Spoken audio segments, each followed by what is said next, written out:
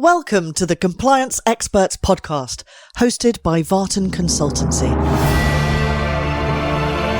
Miles Vartan and his guests, as experts in compliance and risk management, will guide you carefully and with clarity through the many sectors of compliance like health and safety, ISO and operator licenses, and the complexity of customs regulations. They'll also be talking about the latest legislation, global trade news, and the hot topics as they happen. Okay, so it's been a while. On the 23rd of June 2016, a vote takes place. Recollections of that night and waiting for the first result to come in, sitting on the sofa in Felixstowe. Sunderland was always going to be the first result in and reported a 61 to 39% in favour vote of leaving the EU. This despite the region being the home of Nissan Automotive, who had said that if the UK left the EU, then they may have to consider the future of the plant. An amazing result and very unexpected.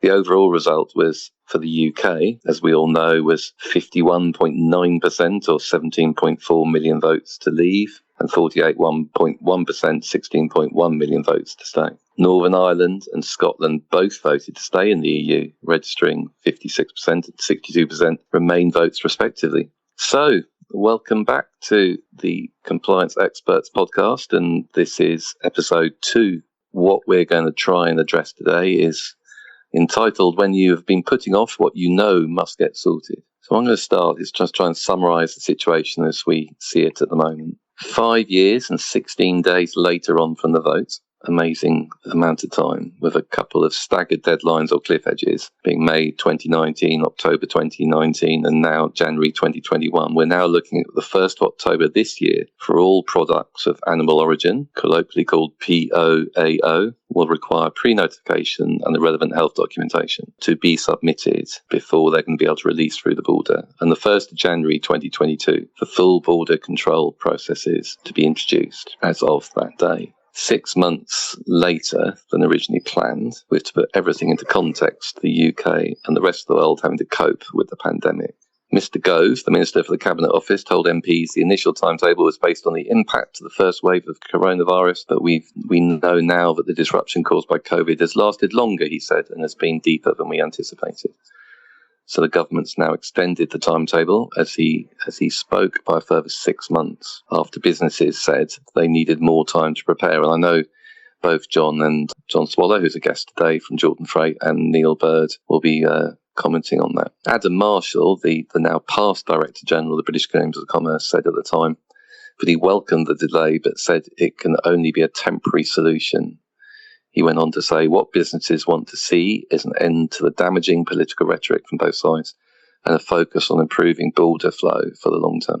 So just to put this into context, right up to date now, on the 5th of March, sadly last year, the first death from COVID-19 in the UK was confirmed. We had our first lockdown on the 16th of March last year, and we're now got to the stage after coping and managing our way through the pandemic for the 19th of July being announced as Freedom Day, with employees being encouraged to return to their offices to work.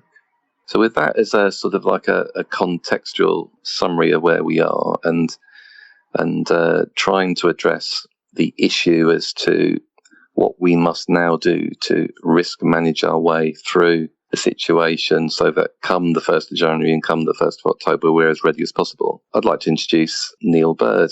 Neil is our senior consultant at Vartan Consultancy, and he's with me today to discuss what companies can do now to do whatever they can to get ready for the milestones that are rapidly approaching. Someone said to me yesterday, it's the old colloquial analogy of the lights rapidly approaching you from the other end of the tunnel, and you realise it's a train coming fast. And to be as ready as possible. Neil started learning about customs clearances in January 1980. Which he hates me reminding everybody of, and has been in the industry ever since, working for customs agents, hauliers, and a manufacturer of forklift trucks, so has seen every aspect of the supply chain into the UK and the rest of the world and Europe. So good morning, Neil. Good morning, Miles. How are you? Okay, thank you. And yourself? Very well, thanks. So, Neil, I know that, and as recently as this week, you've been out with customers discussing with them as to what they want to do to get ready for the coming deadlines, but also discussing with them other ways in which they can reduce the risk in their supply chain. Tell us a little bit about what's been going on. I think there's a lot of apprehension in the industry generally, in the international supply chain, about the effects that the dates that you've already mentioned are going to have on goods moving mainly from the EU into the UK. We had the situation on the 1st of January this year where HMRC introduced full export declarations for all goods moving from the UK into the EU. But of course, as you mentioned, the requirement for full declarations for goods from the EU into the UK has been postponed now twice. And as you rightly said, we're now looking at the 1st of January 2022 for full declarations on all goods arriving from the EU. I think the challenges that people have faced or are facing is getting themselves accustomed to what is required in terms of the customs declaration, particularly those businesses who perhaps have only ever traded with the EU and have not been exposed to customs practices prior to the UK's departure from the EU. The other challenge that those importers are facing is that the customs brokerage and freight forwarding sector has very, very little, if any, capacity to take on new business. So the challenge those importers have is trying to work out how they're going to do these declarations themselves. We have had a situation created by HMRC where they allowed people to opt to delay the submission of their declarations. And that is what will be finishing on the 1st of January 2022. The way in which those delayed declarations have been managed doesn't appear to have gone particularly well. And that is quite apparent from a customs information paper that was published by HMRC this week. I would urge anyone who is involved in the movement of goods from the EU into the UK to urgently read that customs information paper. It's an HMRC policy paper, number CIP, Customs Information Paper 1, and it was published on the 7th of July. So very, very recently published. You will be able to find it on gov.uk, and we will be posting a link to it on our website. But it gives vital and important information to importers of EU goods into the UK as to what they should be doing and what HMRC view as non-compliant behaviour. And that is a very significant risk. The Customs Information Paper talks about HMRC potentially imposing civil penalties on people that have been doing this incorrectly. They provide some options for people as to how they should be submitting import declarations for anything that they've not already declared to customs. And I think it's absolutely vital that people get into the habit, or certainly try to move away from delayed declarations as soon as possible, and try to establish a process for entering the goods as soon as they arrive into the UK, so that they are already doing this before the 1st of January. Yeah, I think. Let me put that. Sorry to interrupt you, but let me just put this into context for our listeners. So, like you say, this is incredibly recent news, only published a couple of days ago. But if we take it back to the beginning of the year, and you come in, Neil, when you think it's appropriate, but the border operating model was announced by HM government and a group called the government-sponsored group called the Border Protocol Delivery Group. For those who haven't seen the border operating model, it's hundreds of pages long.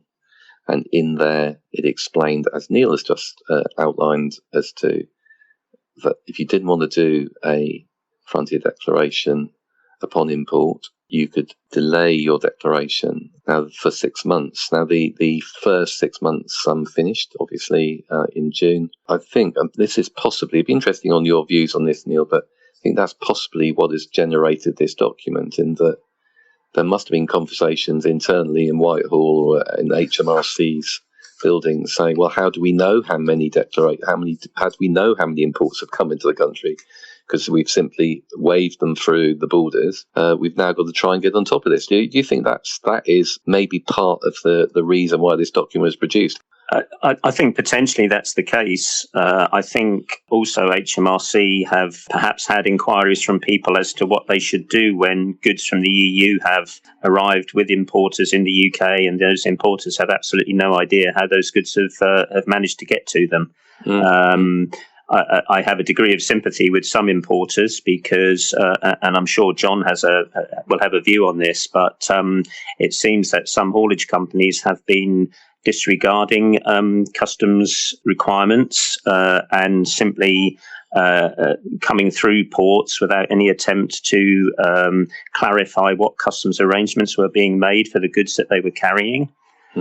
I think customs have become very much aware of that situation, and I think they're also aware of the fact that the border operating model, which you alluded to earlier, laid out the rules and regulations that were to be followed if you were going to do delayed declarations. And I think it's become apparent to HMRC that those rules and regulations haven't been followed. And the correct process, the EIDR, entry into declarants records that importers were meant to have made when the goods arrived, which would have allowed them to do a supplementary declaration up to 175 days after the import, those EIDR records just simply haven't been maintained, which I think creates a problem for HMRC if they were to attempt to follow an audit trail on these goods. They don't have a sufficient record of when the goods arrived and what information the importer recorded when those goods arrived. So they've laid out a couple of options within this customs information paper as to what they would like importers to do as soon as possible. Because there is an issue, not with duty, because of course the vast majority of goods arriving into the UK from the EU will be duty-free under preferential trade arrangements. But there is an issue about the payment of VAT. And I think HMRC are very concerned that the accounting for VAT has not been done correctly either. So it's a multifaceted problem. And I think not being as an observer sometimes from looking at ports with vehicles flying through them, especially the short Straits ports, Calais to Dover and New Haven, and some of them maybe the slightly longer ferry ports that aren't infantry controlled, does not appear to have been much regulatory presence at these ports. Literally the front of the ferry has gone up and the drivers have driven off, and possibly the more conscientious ones have been looking for Border Force or HMRC officers to be present, but they've just been waved through, and it would appear to be the same for traders coming from Ireland as well. So I think, although possibly this document we read a couple of days ago specifically mentioned hauliers, I'm just wondering if in fact they've just been getting on with their job effectively. So now come the 1st of January, as far as we understand it, you're going to approach the other side of the English Channel and you want to come to the UK. You're going to have a pre-lodged import customs clearance having been submitted in relation to your consignment on your trailer. If that pre-lodged import customs clearance hasn't been entered into the system, then, as far as we understand it, you won't be allowed on the ferry. And I think, having listened to various Sunday politics programmes a couple of weeks ago where politicians were pushed on the effect of Brexit on their constituents, some statements were made in that, well, look, there have been no queues at the border, everything's fine. And I'm just increasingly concerned that this is going to come and almost catch people by surprise, because at the moment everything's flowing reasonably easily, and all of a sudden we're going to hit this milestone and a date where there will be queues in Europe at ports and congested, and then causing congestion with hauliers again looking at the UK and going, well, why do we want to go to the UK? So I think it's urgent. We need to work with as many of the stakeholders as possible to get them to clarify the situation. And of course, the biggest problem is going to be, where are you going to find someone to do that import customs clearance for you? So we're finding, Neil, aren't we, that people we've trained as Varden Consultancy, where they've asked us through the customs training grant to train them, are manfully trying to get their heads around and getting used to doing customs clearances and getting that process done effectively. There are still going to be a fair number of people who I believe are going to be taken unawares almost by this situation. Would you agree with that? I think, sadly, you're right. There isn't really any excuse for these people not to have got on board with this. As you said, the vote was 5 years and 16 days ago. That's an awful long time for people to have done some research on this. I think the other challenge is not just people comprehending how to do customs clearance, but depending on the type of product you're importing, the other challenges around making sure, as you rightly said, from 1st of October, that people have the correct phytosanitary and veterinary certificates and health certificates for product of animal origin, food product, and various plant products as well. That's going to be as big a challenge as the customs clearance, I think. So let's keep our fingers crossed. People get across the border, and then there's the possibility. And this is, again, a bit of an education piece as to how you can maybe suspend payment of any duty, especially if you're bringing goods into the country and then you want to deliver back into the EU.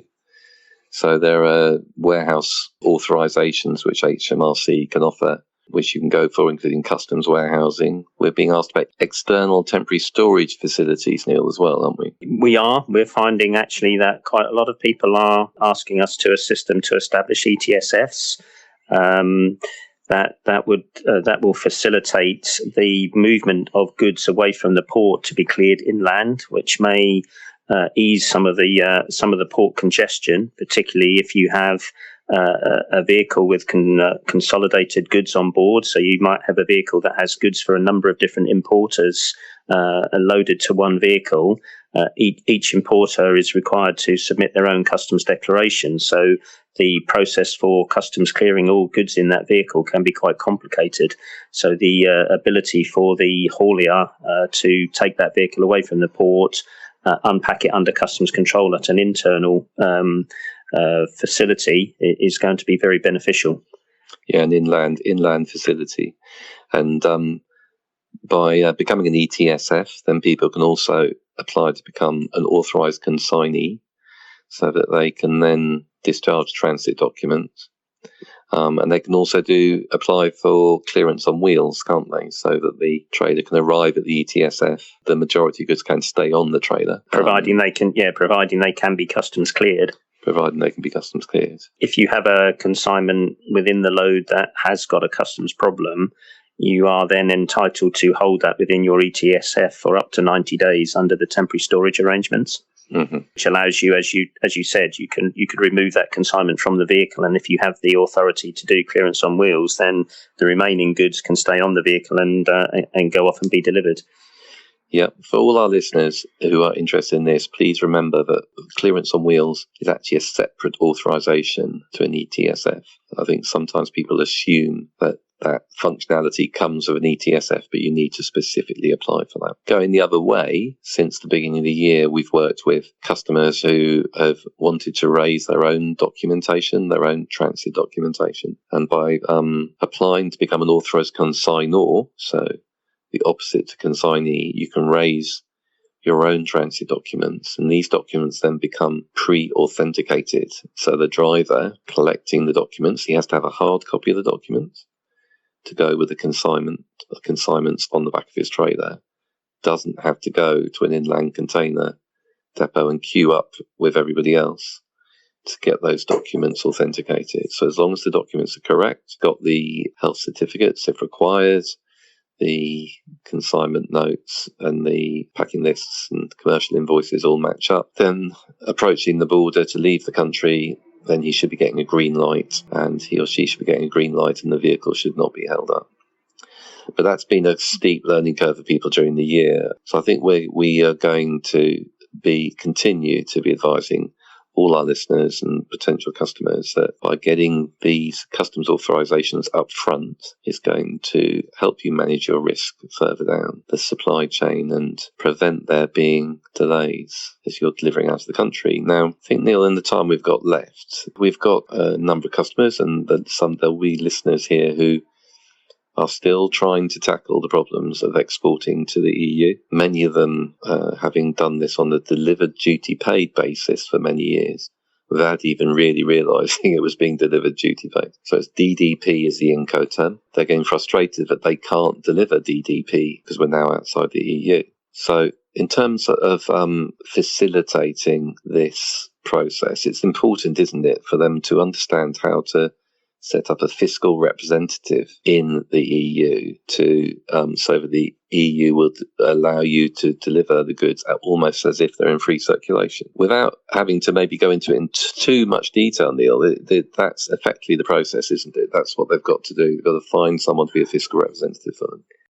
Or alternatively, establish themselves with an EU EORI and register for VAT in the country of destination so that they can correctly act as the importer of record, which they're obligated to do under DDP Incoterms. DDP Incoterms are fraught with problems and actually probably best to be avoided if at all possible. But I do appreciate that UK exporters are being put under pressure by their EU customers to resolve all these problems. There does seem to be an attitude in the EU of the UK created this problem, therefore the UK has to sort it out. And that has placed UK exporters in quite a difficult position. But you are correct. They either need a fiscal representative to work on their behalf to look after the customs formalities when the goods arrive in the EU, or establish themselves as the importer of record. So all those years of sitting in school and ignoring foreign language lessons like French and German, everything might be coming home to roost a bit. Maybe we should all be doing evening classes to be able to speak to customs officers in Europe in their mother tongue to help us get our goods through. So I think the deadlines are not going to move. We're not being. There's no mention at the moment of a further postponement of the full introduction of customs controls when COVID and our terminus date, as the Prime Minister called it a couple of days ago, comes and all restrictions are lifted. Sadly, the variant that we're seeing at the moment is still infecting people, but fortunately, it's not leading to as many hospital admissions and even more, sadly, deaths. But possibly now international trade is going to, and international trade issues are going to be on the news and be in the papers in more detail. And I think all the problems and the issues and the risks and the opportunities that we've discussed this morning are going to be amplified more in the media. So, Neil, have you got anything else that you'd like to mention at this stage before we introduce John Swallow from Jordan Freight? I just think, Miles, to just keep this at the forefront of everybody's mind. I don't think you can underestimate the impact that the 1st of January 2022 will have. And I would just encourage people to get on board with this if they haven't done so already, and make sure that they are in a position, ideally before the 1st of January, but certainly by the 1st of January, to know exactly how they're going to do these customs declarations, who's going to do the customs declarations for them, and to have thoroughly researched whether there are any other restrictions on the products that they're trying to import from the EU. Well, Neil, thank you very much for all your input, and we'll speak to you later. Thank you. So good morning, John. Good morning, Miles. How are you? I'm very well, thank you. I've for those who don't know, John, Jordan Freight and Varta Consultancy are separated by a matter of hundreds of meters. And in our darker days during the last 2 years, I've been known to appear in John's office and ask for a cup of coffee and chat. Yeah, or something stronger. Or something stronger. So, yeah. So, John, thank you for joining us this morning and having listened in on my discussion with Neil Bird. So, tell us a little. It's very technical. Neil was, It's not going to be at any level like that. It's difficult to. This is as why we as a rely host on of the podcast, it's difficult to actually know when to interrupt because it's sometimes the sentences have to be, by definition, quite long. So no, I learned a lot there.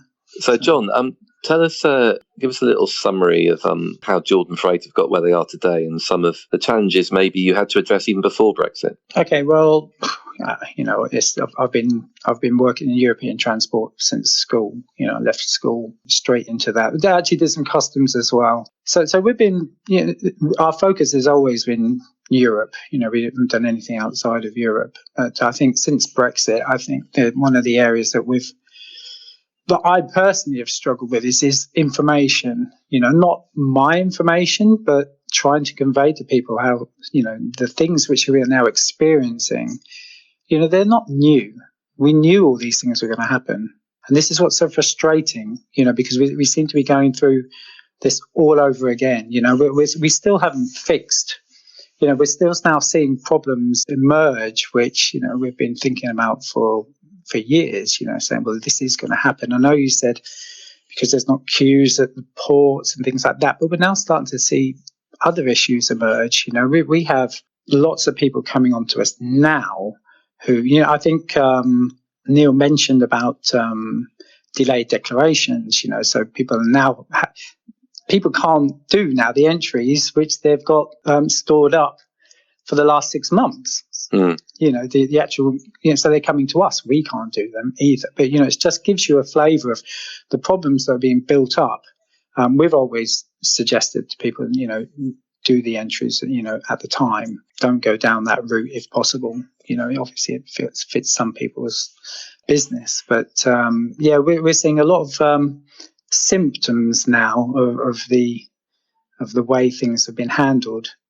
I was thinking about this last couple of days and what we were going to discuss today, and I sort of came up with a similar situation which I encountered about 10 years ago. Locally in Suffolk, SMEs were complaining that they weren't getting their share of tenders being offered to them from the public sector.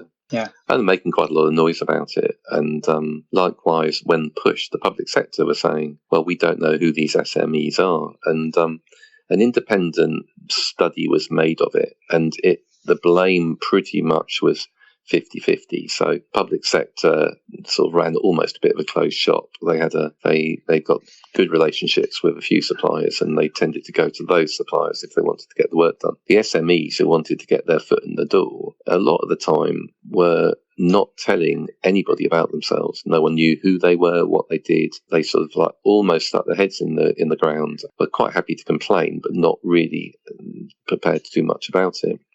Thinking about the Brexit situation, you and I have had conversations this in the past. Right through the supply chain, people have almost opted out of wanting to get concerned about this, in my opinion. Can I just, in the defence of a typical SME who we deal with, I think a lot of the blame, and this is my view, is on the government's. Yeah. It's down to the government. They need to be honest about what we were getting involved in, the consequences of everything that's going to happen. You can't say everything's going to be fine. There's not going to be any border controls. They can't lie. This is, and I use that word. I've tried not to use it before, but it seems that there's just a lack of honesty about Brexit in general, and it still continues. And I know we were going to talk about what happens on the 1st of January. Well, until you can confront and admit some of the issues, the real issues that people face, you can't then start talking about what's going to happen on the 1st of January. We haven't resolved the issues now, the live issues, because when I hear the news, and this is what pretty much stressed me out for 4 years, and I actually got quite ill about it, I was having to listen to a news talking about Brexit when we knew in the industry everything they were saying wasn't true. And that really sort of, you felt, well, where is this? Why are they doing that? Why are they not being honest about the realities of things? It's all there. The industry was talking about it, but it wasn't making it to the news. So if you're an SME, you don't have the resources. You don't have the resources, the staff maybe to deal with Brexit. You look at the news, and if the news is saying everything will be fine, you're gonna think, okay, well, everything will be fine. And you tend to watch the Newsnight, or you might watch some live broadcasts from Parliament. And ministers come on these programmes or are seen making statements. And certainly I found it quite intriguing that the people responsible for the policies were actually reading word for word prepared statements that somebody else had written for them. And and sometimes you could see them reading these statements and not fully understanding what they were reading. There was which has been incredibly frustrating. So I think as an industry, I think we owe it to everybody to always try and keep these issues up there and try and amplify the problems when we're aware of them. So how can we get more information out to these companies if you have the media not really giving the full facts, so to speak? They're very late. When things are really in your face is when you see it. But not before, and I think this is the thing. When you're trying to preempt a problem, you need all the facts. And you need to understand the risks, and that's what we try and do as a business. But what we've been trying to do is to identify opinion formers within Europe and within the UK. So people who have a following, not just on social media, but also in the printed media, who, without mentioning any names, can be seen as authoritative sources of information and are able to summarise all aspects and take on board opinions from all stakeholders. So I think that's what we've been trying to do. Which is great, but like I said, SMEs, and we deal with a lot of SMEs, and the customs information paper, which I will read, Neil mentioned. How would anyone ever know, unless they're on this podcast, which obviously will draw people to, if possible, to go and read this document, which is stuck away somewhere on a government website. We got this. We managed to get a copy of it 2 days ago from the British International Freight Association. But I don't think that it was like a big broadcast publication. It was sent to us via the regional representative. But is it important? The content of the document is important. Interestingly, written by someone who I would love to find the people who write these documents, but written by someone who is obviously aware of HMRC regulations and the law. Has possibly been made aware of the fact that a lot of imports have been coming into the country and haven't been declared because people have been told that they're allowed to do that. And has now written this piece of paper reminding people of what the law is, and that be aware that if you get a knock on the door from HMRC and you haven't been following the regulations, then you may get a civil penalty. It's been written in a way which is slightly better than getting a tax demand, but when you read it, it's you have to read every word because it's been nuanced in such a way to get your attention. And our as far as I'm aware, with civil penalties being levied by HMRC, the appeal process is quite a difficult one. And have they got the staff to enforce it? I know they're short of staff, and this is obviously a big issue. Yeah, they will have for that, won't they? Yeah, they will. HMRC officers prior to Brexit, a number of them have what is called a yield target. So, and the yield relates to raising penalties on companies. Now, with the Brexit process and all the uncertainty, everything like this, pretty much every available officer has been put on other things. So these officers will revert back to their job description and what is required of them to check that people have been being compliant.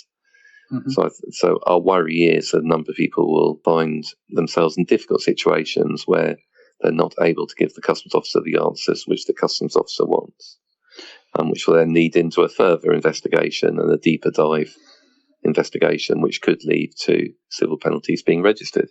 So an unpalatable situation for everybody. Yeah, it's not a pleasant experience. I had it when I was a trainee customs clerk, a visit from customs.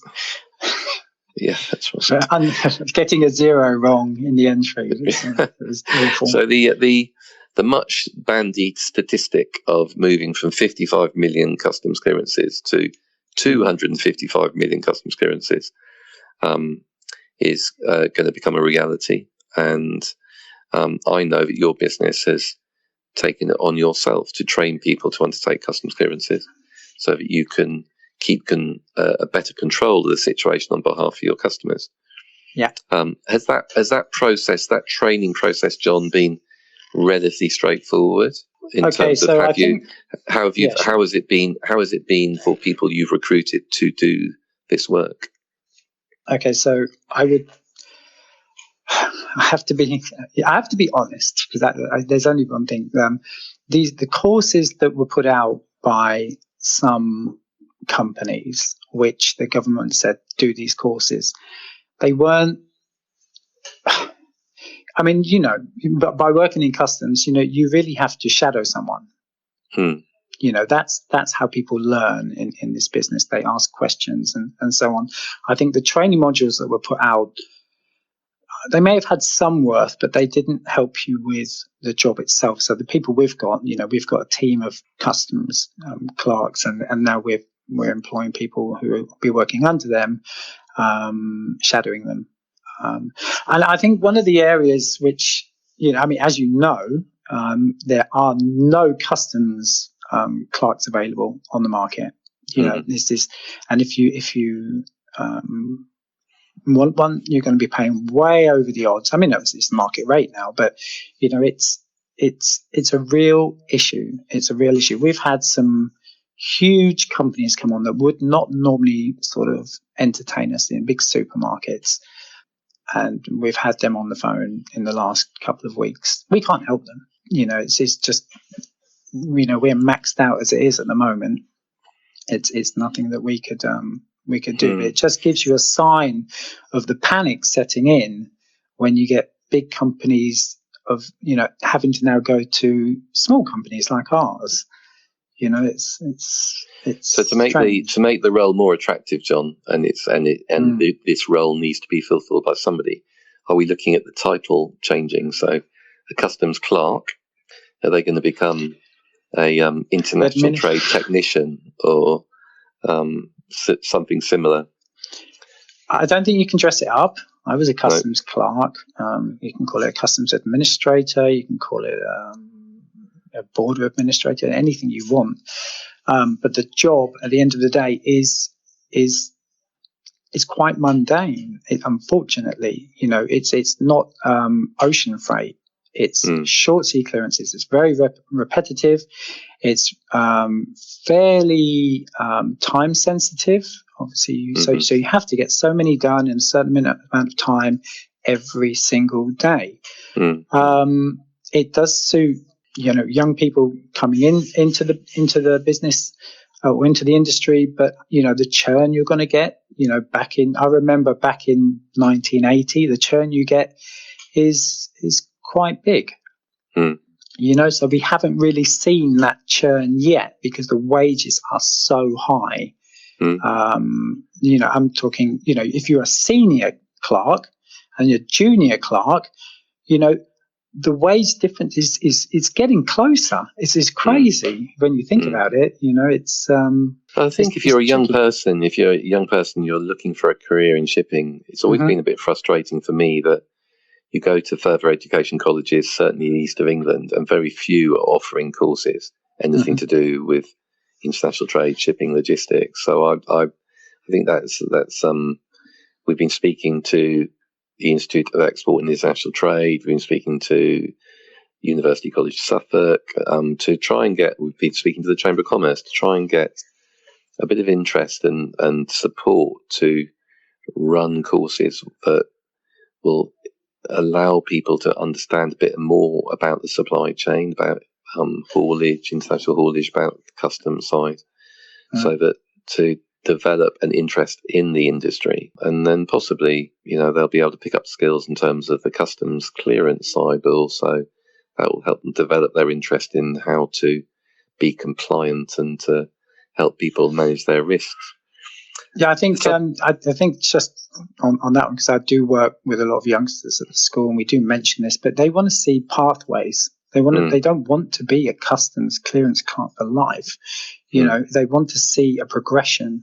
And it's right now it's all gone a bit strange because you have young people, 19, 20-year-olds wanting a lot of money. They know there's a lot of money in this, but where's your progression from that? Because that's surely not sustainable. No. Well, if they've got a clean driving license, John, and they're over 21, they could even learn to be a lorry driver.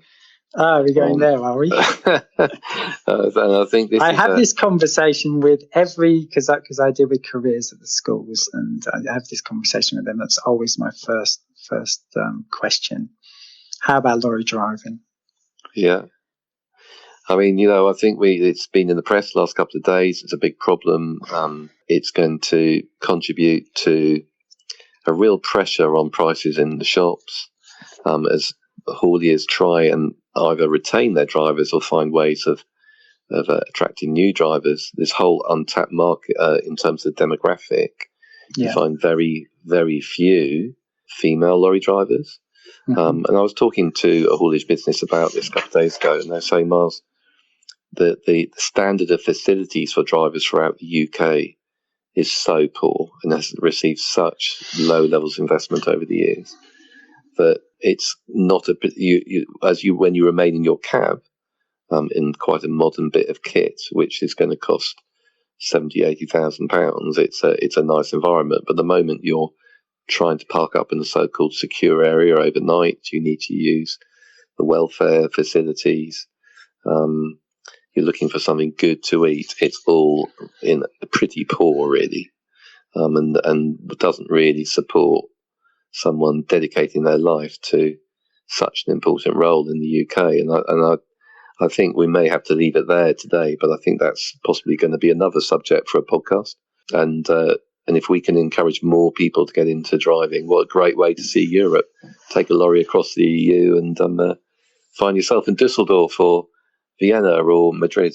So, do you not want to go there? Are you avoiding that conversation? Well, I think we've run out of time today, John. But okay.